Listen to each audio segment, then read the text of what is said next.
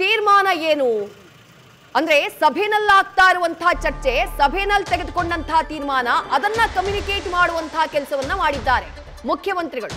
ಸಕ್ಕರೆ ಕಾರ್ಖಾನೆ ಮಾಲೀಕರ ಜೊತೆಗೆ ಮತ್ತೊಂದು ರೌಂಡ್ನ ಸಭೆ ನಡೀತಾ ಇದೆ. ಎರಡನೇ ಹಂತದ ಸಭೆ, ಎರಡನೇ ಸುತ್ತಿನ ಸಭೆ. ರೈತರ ಜೊತೆಗಿನ ಸಭೆ ಆದಂತಹ ನಂತರದಲ್ಲಿ ಮತ್ತೊಮ್ಮೆ ಸಕ್ಕರೆ ಕಾರ್ಖಾನೆ ಮಾಲೀಕರ ಜೊತೆಗೆ ಸಿಎಂ ಸಿದ್ದರಾಮಯ್ಯ ಚರ್ಚೆ ಮಾಡ್ತಿದ್ದಾರೆ. ರೈತರು ಜಿಲ್ಲಾಧಿಕಾರಿಗಳ ಜೊತೆಗಿನ ಸಭೆ ಬಳಿಕ ಮತ್ತೊಂದು ಸುತ್ತಿನ ಸಭೆ. ಈ ಸಭೆಯ ನಿರ್ಧಾರದತ್ತ ಎಲ್ಲರ ಚಿತ್ತ. ಈ ಸಭೆಯನ್ನ ನಡೆಸ್ತಾ ಇರುವಂತಹ ಟೈಮ್ನಲ್ಲೇ ಬೆಳಗಾವಿಯ ರೈತ ಮುಖಂಡರಾಗಿರುವಂತಹ, ಬೆಳಗಾವಿಯಲ್ಲಿ ಕಬ್ಬು ಬೆಳೆಗಾರರ ಹೋರಾಟದ ನೇತೃತ್ವವನ್ನು ವಹಿಸಿಕೊಂಡಿರುವಂತಹ ಚುನ್ನಪ್ಪ ಪೂಜಾರಿ ಅವರ ಜೊತೆಗೂ ಕೂಡ ಸಿಎಂ ಸಿದ್ದರಾಮಯ್ಯ ಮಾತುಕತೆಯನ್ನ ನಡೆಸಿದ್ದಾರೆ.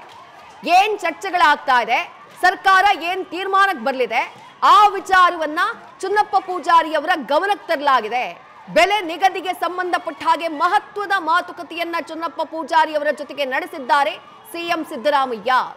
ಅಲ್ಲಿಗೆ ಇವತ್ತೇ ಬಹುಶಃ ಇನ್ನೇನು ಕೆಲವೇ ಕ್ಷಣದಲ್ಲಿ ಸರ್ಕಾರ ಒಂದು ಫೈನಲ್ ಡಿಸಿಷನ್ಗೆ ಬರುವಂತಹ ಸಾಧ್ಯತೆ ಇದೆ.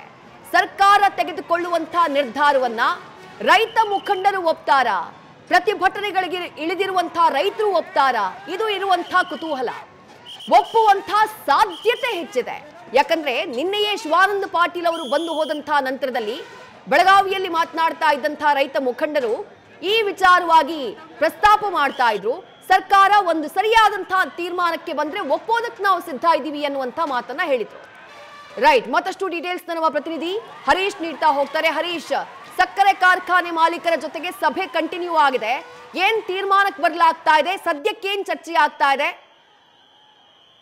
ಇತ್ತೀಚೆಗೆ ಬಹಳ ಮುಖ್ಯವಾಗಿರುವಂತದ್ದು, ಬೆಳಗ್ಗೆ ಮೊದಲ ಹಂತವಾಗಿ ಕೂಡ ಸಕ್ಕರೆ ಕಾರ್ಖಾನೆ ಮಾಲೀಕರ ಜೊತೆ 2.5 ತಾಸಿಗೂ ಹೆಚ್ಚು ಹೊತ್ತು ಕೂಡ ಸುದೀರ್ಘವಾಗಿ ಸಭೆ ನಡೆಸಿದ್ರು. ನಂತರ ರೈತ ಮುಖಂಡರು ಜಿಲ್ಲಾಧಿಕಾರಿಗಳ ಜೊತೆ ಸಭೆ ನಡೆಸಿದ್ರು. ಇದೀಗ ಎರಡನೇ ಸುತ್ತಿನ ಸಕ್ಕರೆ ಮಾಲೀಕರ ಜೊತೆ ಸಭೆಯನ್ನ ಕೂಡ ಸಿಎಂ ಸಿದ್ದರಾಮಯ್ಯ ನಡೆಸ್ತಾ ಇದ್ದಾರೆ.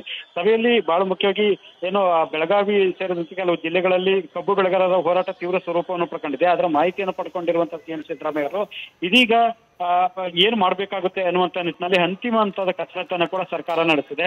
ಅಂದ್ರೆ ಒಂದು ಸಕ್ಕರೆ ಮಾಲೀಕರ ಜೊತೆ 3,200 ರೂಪಾಯಿ ಕೊಡೋದಕ್ಕೆ ಪ್ರತಿ ಟನ್ಗೆ ಸಕ್ಕರೆ ಕಾರ್ಖಾನೆ ಮಾಲೀಕರು ಒಪ್ಪಿಗೆಯನ್ನು ಕೊಟ್ಟಿದ್ರು. ಇದೀಗ ಸರ್ಕಾರ 3,300 ರೂಪಾಯಿಗೆ ಒಪ್ಪಿಸುವಂತ ಲೆಕ್ಕಾಚಾರದಲ್ಲಿ ಈಗ ಚರ್ಚೆಯನ್ನು ನಡೆಸಿದೆ ಅಂತ ಹೇಳಲಾಗ್ತಿದೆ. ಹಾಗಾಗಿ ಈ ಸಕ್ಕರೆ ಕಾರ್ಖಾನೆ ಮಾಲೀಕರ ಜೊತೆ ಕೂಡ ಸುದೀರ್ಘವಾಗಿ ಚರ್ಚೆ ನಡೆಸ್ತಿದ್ದಾರೆ. ಮತ್ತೆ ಒಂದು ದರ ನಿಗದಿಗೆ ಸಂಬಂಧಪಟ್ಟಂಗೆ ಅಲ್ಲಿ ಒಂದು ಸಕ್ಕರೆ ಕಾರ್ಖಾನೆ ಮಾಲೀಕರಿಗೆ ಮನವರಿಕೆ ಮಾಡ್ಕೊಡ್ತಕ್ಕಂಥ ಒಂದು ಪ್ರಯತ್ನ ಮಾಡ್ತಾ ಇದ್ದಾರೆ.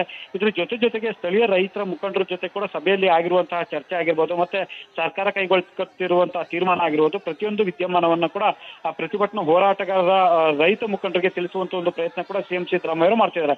ಅಂತಿಮವಾಗಿ ಈಗ ಸಕ್ಕರೆ ಕಾರ್ಖಾನೆ ಮಾಲೀಕರ ಜೊತೆ ಸಭೆ ಮುಗಿಸಿದ ನಂತರ ಸರ್ಕಾರದ ನಿರ್ಧಾರ ಘೋಷಣೆ ಆಗುವಂತ ಸಾಧ್ಯತೆಗಳು ದಟ್ಟವಾಗಿದೆ.